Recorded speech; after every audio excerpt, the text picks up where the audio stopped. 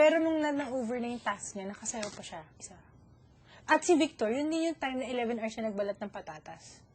So, bago kami na-start ng cotillion, naman si Victor yung dahil sa... nanguha siya ng 4 na bag ng potato chips sa storage. So, tapos na yung 15 minutes. Tapos nag-start si Victor na una siya magpunta doon bago kami start ng cotillion. Natapos kami ng cotillion, umabot ko siya sa isang dance. Tapos parang sweet pa ni Victor. Ano mo ba sabi niya? I thought parang hindi na makasay. I wanted. Tapos, alam mo yung si Victor, diba minsan may sinasabi siya na mahina lang. Tapos bilang, what did you say? No, I wanted kasi sana to dance po. Tapos, talaga, with her, sinuro niya ako. I wanted to dance with you Gumanon siya. Sobra. Kaya yung last dance kami dalawa. Kasi talaga ni Victor, talaga, ayos na ayos talaga yung damit niya. Talagang nakakatuwa siya. Mas Marianong garapan. Parang half na ng buhay ninyong lahat, ako pumasok. So parang, kung tutusin, ang dami kong hahabulin. Alam mo yun? Di, okay lang. Trust me, marami kang marananasan. And it will be fun. Alam mo yung feeling na, honestly, parang nung paalis ako, alam mo yung feeling na ayaw mo. Umalis ka ba? Ito yung pag-alis din niya, iyak din kami. Kasi hindi namin alam na aalis siya. Umalis ka na? Umalis Kapabalik ako lang for a eh. couple of days. And almost 2 weeks. Paano ka? 10 days. A bit more than 10. Ha? Paano ka bumalik? Kinidnap ako sa airport. Literal. As in, yan na yung coat ko, dry clean ko, nandito pa boarding pass ko. Ito lahat to, yung mga pagkain. Kaya ito, marami kung ano-anong pagkain. Well, except for yung sis, kasi yun, hindi talaga ako pwede kumain ng tsokolate. Pero ito, galing to sa customs. Ito, galing. Yung literal pagkababa ko, nung una, kala ko, para okay, may camera, sige, parang okay, may kasama kaming someone, malamang sa loob or something. Hindi ko pinansin kasi may... Tao ba rito? Saan? Tapos? Mas sanay ka rin. So pagkababa, nakita ko yung transfer flight from Taipei to Manila. Nakita ko yung isa kong friend. Basta actually nakatrabaho ko before. So, nag-usap-usap. So, magkasama na kami. So, hindi ko pinansin. Biglang may lumapit ako sa aking dalawang babae from the airport. They were like, hi, we're gonna take care of you. Parang we'll take care of your passport. We'll take care of you checking, getting your baggage and everything. I was like, alright. Parang, wow, thank you. Parang, okay. So, sama ako. Biglang sumama yung camera. So, di ba yung airport, pagkababa mo, may mahabang walkway bago ka dumating sa immigration? Yung parang mahabang walkway, tapos biglang yung duty-free na parang stand lang, tapos immigration. Yung sa walkway na yon, alam mo yung sumusunod yung camera. Alam mo yung feeling mo na parang, wait, may mali dito. Parang this feels so familiar. Tapos tinanong ko parang, Mister, does this have something to do with the show that I was in? Tapos sumirit yung girl, I have no idea. Tapos, alam mo yung feeling na kabado ka, parang, teka lang, something doesn't feel right. Tapos, yun, may nakita na akong familiar face, doon na ako parang, oh my gosh, ito na to. Feeling ko nga handa. Pero nung lumabas ka, akala mo hindi ka nababalik. Okay. Umalis na ako eh. Tapos ano ginawa mo? Paano ka pa nakarating? What do you mean nakarating? Dito. Kinuha ko, handa na sila, if ever tumakbo ako. Kung tumakbo ako sa airport, hahabulin nila ako. Talaga? Ang hirap pala nito yung pakatos. Tapos lalabas mo ulit. Hahabulin nila ako. Yan yung...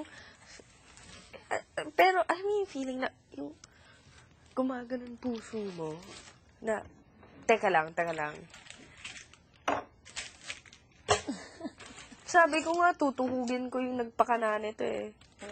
Pag nakita ko. Manda sila pagkalabas ko. Nung umalis ka, akala mo that's the end of it. Ano? Oo. Oo. Ayan na. Ano Masakit eh. na? Tumutunog na. O, tapos. Ay, may Tapos feel. diretso ka dito. Kita ka na nila kagad. That same day. Weird. Kaya ang rami kong scarf. Dahil doon. Kasi galing ka sa malamig. Labo, may coat ako, may...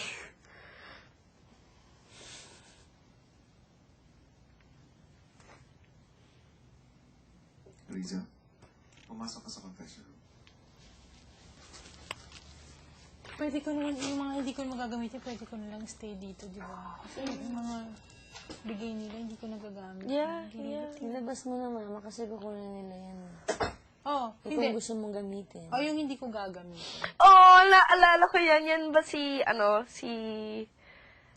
hindi. Iyo yan. Ano yun? Iba yung iniisip ko kasi same colors ng si Mulan. Oo. Same yung, colors, yeah. Ganda nun, yung sinuot mo sa Mulan. Sinuot mo rin yun, di ba? Di ba? Ako yung last na, Alam yung mo, sa kinakabahan garden. na ako. Bakit? Sa mga maaring mangyari. Bakit? Experience siya. Iniisip ko na lang, good or bad, ang maraming iyakan dito. Pero, never sa buong buhay mong mararanasan mo ulit lahat ng mga nangyari dito. Ano na bang nagawa natin na nandito? Ayun, yung pang-war. Ay, hindi, yun. Pwede pa sigurong gawin mo. Sobrang bored na bored ka at gumawa ka ng mga velcro at naglagay-lagay ka. Magbato-bato ka. Pero parang yung wheelchair basketball. Kailan mo masabi, oy, naranasan ko yan. Oh. Ganda ka, saya kaya dito. Promise. Weird. Nakwento ko kay mami. Nakwento ko na sila, sa kanila. Marami kong natutunan dito eh. Sa mga kabaliwan na na-realize. Kung nakilala mo si Makoy, grabe. As in, nakakatuwa yun. Sobra, no? sobrang nakakatuwa. Pero kung nandito yon sigurado ang rami namin na namang praning series. Rami na naman tayong ganunan parate. Especially once na ka-one-on-one ko yon. Lahat ng kapraningan Makakasundo niya yun, no? Oo, makakasundo Kasi mo si mabiro Makoy. din yun. Si Makoy. Si Ethel na ako. Tsaka si Makoy parang ano yun, no? Ang daming alam gawin, no? Grabe nung alis talaga siya. Nung una, hindi ko akalain na... Kaya ako nagbibiro lang siya. Kasi di ba hilig niya mag-acting? Alala mo nung nagtatakutan tayo nung Halloween? Ay, grabe si Makoy doon, Ang lala ni Makoy Ang doon. galing niyang mag-acting mga kung ano-ano eh. May- Ako nag-acting lang siya, pero nung nakita ko na hinubad niya yung lapel niya, alam ko hindi na siya nagbibiro. Kasi di ba violation? Yeah. Sabi niya, ito, katulad nito. I don't need this. Di ko kailangan to. Ginano niya. Sumabas siya sa sliding door, tapos doon sa gym mag-isa. Sumunod si Ate, tapos nag-usap sila, sumunod na ako. Tapos nung pag-usap niya, sabi niya, ate, hindi na to biro. Talaga, alis na ako. Sabi ko, Makoy, wag ka nang padalos-dalos. Hindi ko alam kung pipigin ko siya or what. Kasi knowing Ethel and Makoy, yung personality nila, pag may sinabi silang gagawin nila, diba? Hindi na sila yung pwede mong, wag, ganun, di. Si Makoy talaga, hindi. Pag-uusapan dito, ganito, ganyan. Aalis talaga ako. Makoy, wag kang padalos-dalos. Hindi eh. Yun, talaga. So, sumabay si Ethel. Hindi namin sila mapigil. Yung state of mind nila nun talagang hindi na papapigil. Ganda nito.